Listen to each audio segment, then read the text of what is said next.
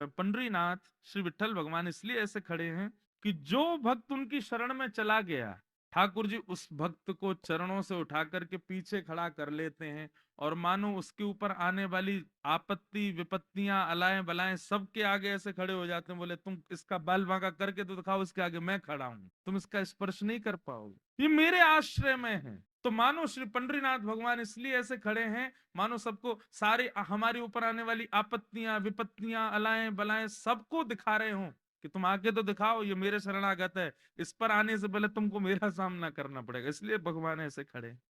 ये चैतन्य रूप है भगवान का। तो भगवान चैतन्य है बंधु, बस कोई भाव रखे उनके प्रति चैतन्य का। आज भी पंढरपुर में श्री पंडरीनाथ भगवान को ये पीला चंदन का, केसर का चंदन लगाया जाता है ठाकुर जी को बढ़िया बीच में माथे पर, और उसके बीच में काली बिंदी लगाई जाती है, इस स्वरूप में भी विद्यमान है। ये काली बिंदी क्या है पता है?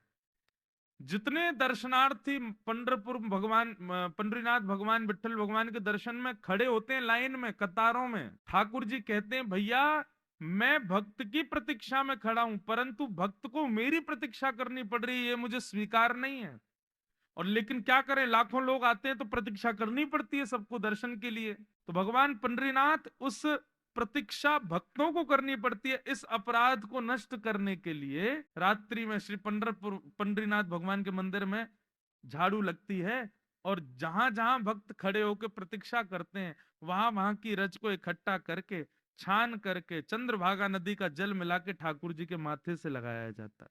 अपने प्रत्येक भक्त की चरण रज को ठाकुर जी माथे से लगाते हैं, ऐसे श्री पंडरीनाथ भगवान।